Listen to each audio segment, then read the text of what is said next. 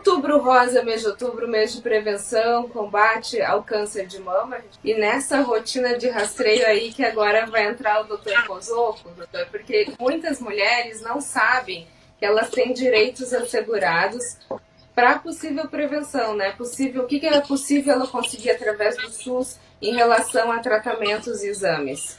Olha, a gente tem já logo de cara, né, a lei da mamografia, né, que é a lei 11.664 de 2008, que o SUS garante aí todo esse exame mamográfico, né, a todas as mulheres a partir dos 40 anos de idade, né?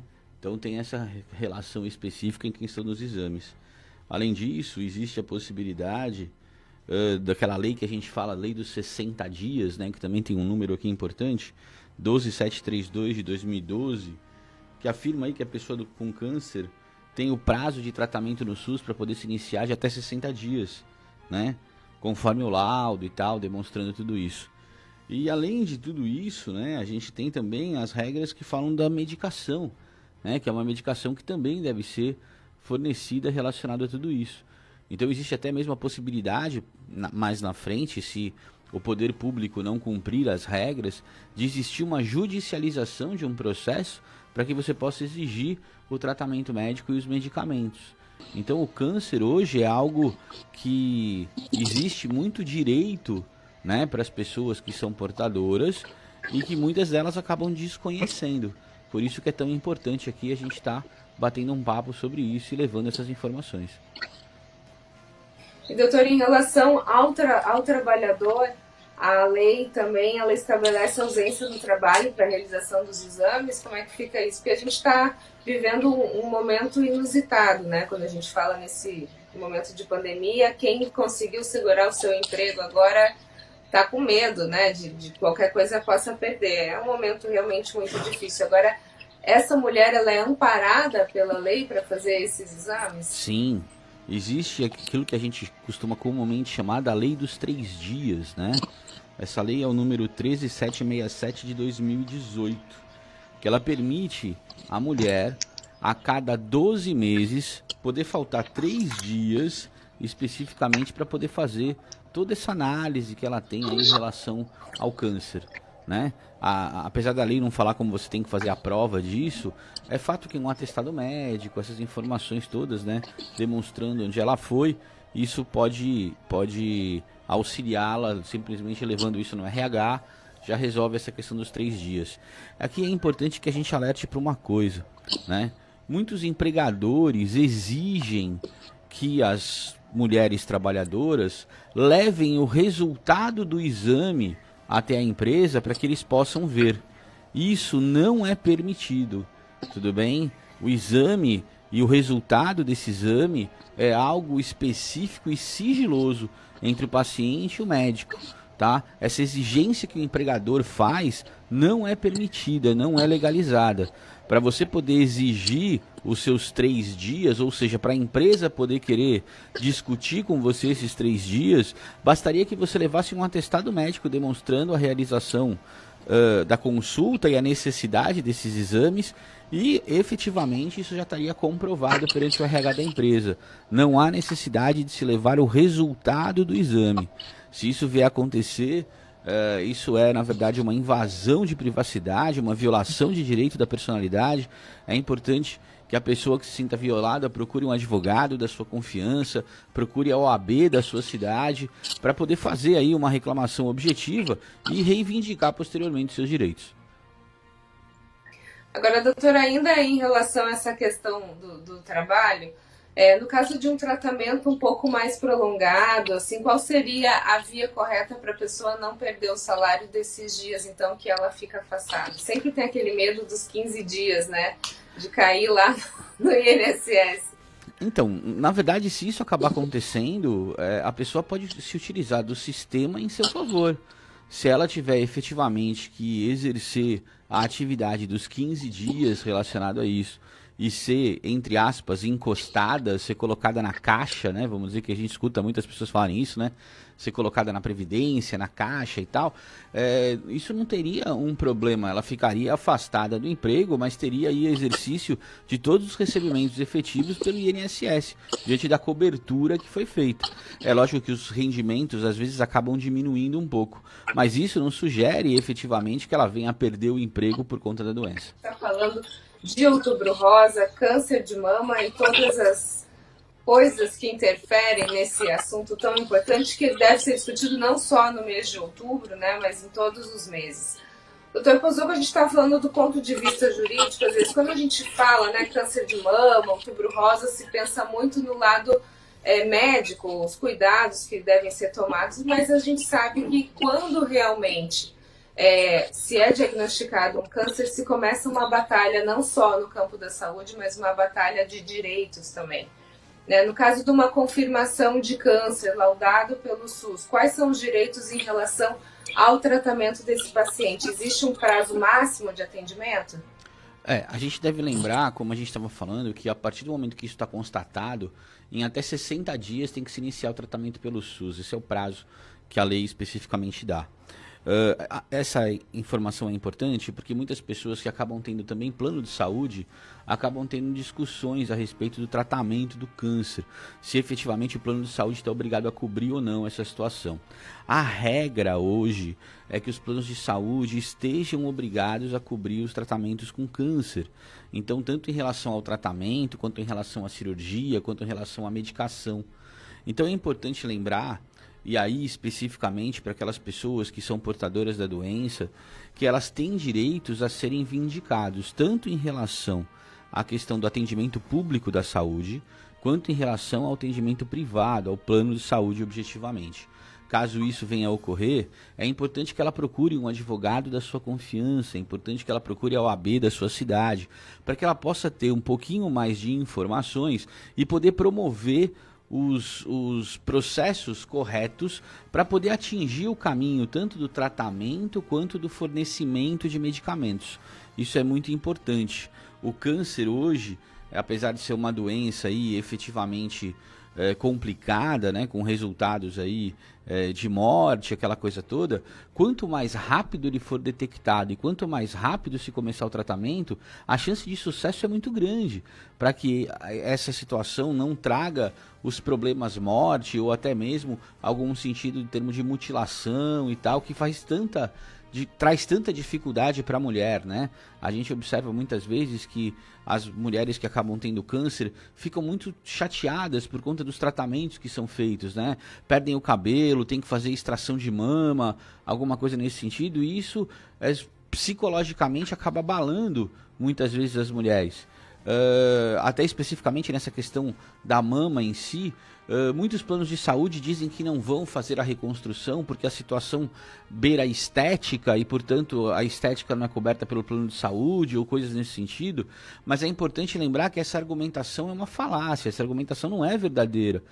Hoje, os médicos, através de laudos e informações, eles tendem a trazer tudo isso à tona para que a paciente que tem esse problema possa se entrevistar com o advogado da confiança dela, levar isso até a OAB da sua cidade, levar isso até mesmo ao Ministério Público, para que possa efetivamente ingressar com a ação na justiça e conseguir o tratamento adequado. Agora, depois que essa mulher então entra na justiça, pede esse auxílio aí, quanto tem um prazo, quanto tempo? Porque a gente sabe que ela está correndo contra o tempo, né? Deveria conseguir em 60 dias. Então a gente já imagina, essa mulher foi diagnosticada, tentou um tratamento pelo SUS e em 60 dias não conseguiu. Foi procurar a justiça, já está se passando mais tempo, né? Tem uma ideia, a gente tem alguma estimativa de quanto tempo tudo isso possa levar? A gente deve lembrar que toda vez que a gente fala em procurar a justiça em situações de urgência ou de emergência, é possível que o juiz conceda um instrumento jurídico que a gente chama de liminar. A liminar é uma decisão imediata do juiz sobre um problema jurídico ali urgente ou de emergência. Nesse caso específico da liminar, o juiz vai decidir isso em 48 horas, em até 48 horas. E vai decidir se a mulher tem ou não direito a isso, através de tudo aquilo que é exibido. A partir daí, essa corrida contra o tempo começa a favorecer as mulheres. Por quê? Porque geralmente o juiz dá uma liminar e a partir dessa liminar ele já coloca uma multa. Ou seja, se o tratamento não for iniciado em até X dias, a partir daí existirá uma multa de R$1.000 por dia, R$2.000 por dia, R$5.000 por dia. E nessa situação, essa multa pode se tornar exigível. A mulher que se sinta prejudicada pode até mesmo executar essa multa e receber do poder público esse valor específico imediatamente. Lembrar que isso não é sujeito a precatório, tá? Essa situação é imediata, a legislação permite isso, para que ela possa até mesmo acabar fazendo o tratamento de maneira particular. Tá? Então isso acontece muito hoje no dia a dia. Os juízes estão muito sensíveis a uma situação como essa. Regra geral, o SUS acaba aceitando e cumprindo essas liminares, né, em relação a esse tratamento do câncer, a esse tratamento necessário das mulheres. Mas é importante que se diga que ela pode, diante do instrumento adequado, jurídico adequado, procurando a justiça, conseguir também fazer valer os seus direitos de maneira rápida. As pessoas elas acabam esbarrando primeiro nessa falta de conhecimento, falta dos seus direitos, né, de saber conhecer profundamente os seus direitos e o que fazer. A partir do momento que se tem um encaminhamento específico, a detecção do câncer, né, com um encaminhamento específico, é importante que se faça aquilo que a gente chama um protocolo nos órgãos administrativos, né, da prefeitura ou dos lugares que façam isso, exatamente para que isso se possa iniciar, né, a observância de que o poder público não está cumprindo com aquilo que ele devia cumprir. Isso é muito importante. Muitas vezes as pessoas, o médico encaminha, a pessoa vai até o lugar e o gestor diz assim, ó, não tem vaga. E a partir daí, o não tem vaga, olha, desculpa, sinto muito, vai ter que esperar. E essa espera vai se delongando e o problema vai acontecendo. Então, o que nós sugerimos e sempre explicamos para as pessoas é, primeiro, que ela tenha esse encaminhamento e que ela faça um protocolo específico nos órgãos de saúde, que são os responsáveis para poder estar fornecendo esse tratamento. Num segundo momento, porque muitos órgãos de saúde também não querem fazer esse protocolo, também se rejeitam a fazer esse protocolo, que ela, na verdade, faça um encaminhamento de uma carta com aviso de recebimento, só demonstrando isso, solicitando isso, porque aquele aviso de recebimento vai auxiliar ela a comprovar que ela deu entrada naquele momento específico do protocolo. Procure uma delegacia para poder realizar um boletim de ocorrência em relação a isso. Tá? É importante que isso também seja feito. E a partir daí, com esses documentos, procure o advogado de confiança dela para que esse advogado possa tomar as medidas mais rápidas e urgentes possíveis para ela poder iniciar esse tratamento. É verdade quando a doutora fala que muitas vezes existe um delay muito grande, né, entre conseguir se fazer o diagnóstico e conseguir iniciar o tratamento. Isso é verdade. Até mesmo porque o sistema é sobrecarregado e tem várias desculpas, vamos colocar isso. Mas o tratamento de paciente com câncer é prioritário pela lei, né? Existe uma prioridade judicial que deve ser cumprida. Até mesmo os processos de portadores de câncer, não necessariamente que busquem o tratamento, mas qualquer outro tipo de processo, a lei reconhece uma prioridade judicial, que eles sejam julgados primeiro. Então existe isso. Por isso que é importante procurar um advogado da sua confiança, procurar o OAB da cidade, que vai poder orientar isso da melhor maneira possível e atingir esses objetivos de uma maneira mais rápida. Lembrando que se a partir daí, com tudo isso feito, houver problemas, por exemplo, de morte, houver problemas de uma dificuldade maior em relação a ter que por exemplo, estamos falando do câncer de mama, né? Então a ter que se retirar a mama pela demora do tempo, existe até mesmo possibilidade de responsabilizar pessoalmente o gestor, né? E não só a questão do dano, eventual dano moral que se tenha por conta dessas situações todas, mas até mesmo a possibilidade de se responsabilizar o gestor de maneira criminal por não querer cumprir a ordem judicial que foi colocada. Então existem alguns detalhezinhos que são extremamente importantes para que os pacientes possam cumprir, para poder conseguir atingir mais rapidamente o seu objetivo, esse resultado. Daí porque a gente fala que é sempre tão importante as pessoas que têm essas dúvidas procurarem um advogado da sua confiança, procurarem a OAB da sua cidade, para poderem ter essas informações mais rápidas, né, para poder tolher esse caminho e atingir um resultado muito mais rápido.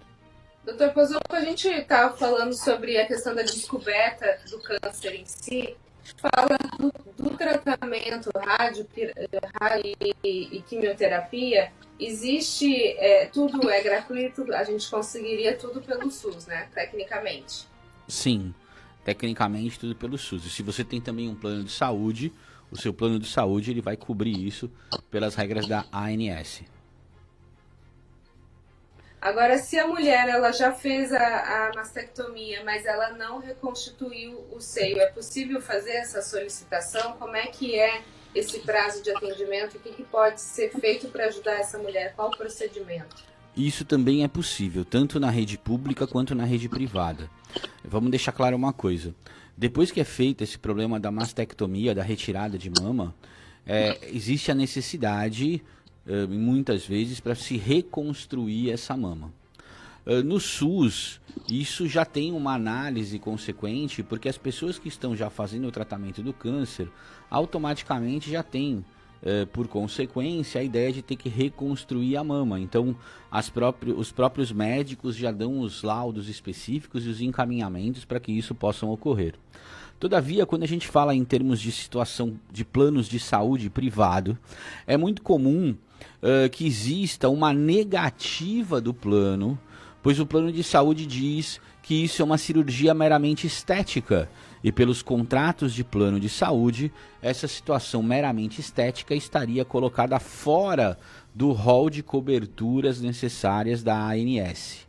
Diante de um fato como esse, quando se depara com essa negativa do plano de saúde, ou mesmo a negativa dos órgãos públicos em promoverem efetivamente essa recuperação, essa cirurgia necessária para se reconstruir uma mama, é importante ingressar-se na justiça para fazer exatamente aquele procedimento pedindo essa cirurgia de reconstrução da mama em tutela antecipada, pedindo essa liminar que a gente acabou de falar, para que o juiz possa analisar tudo isso e determinar que se inicie o tratamento, ou determinar que o plano de saúde pague a cirurgia, ou determinar situações nesse sentido, né? A gente sabe das dificuldades que a retirada de uma mama trazem as mulheres, ainda mais de maneira psicológica, né? Isso abala profundamente, né, muitas vezes as mulheres que se veem fragilizadas em relação a uma situação como essa.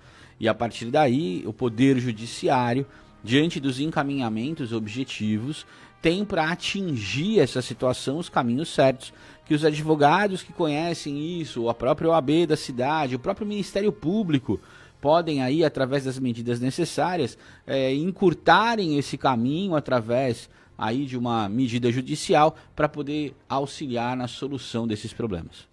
Fabrício Pozzolco, muito obrigada pelas suas valiosas informações. A gente com certeza sabe que ajudou muitas mulheres e muitas famílias. Eu que agradeço mais uma vez a oportunidade de estar aqui e a gente poder estar batendo um papo e levando esclarecimento a todos os ouvintes.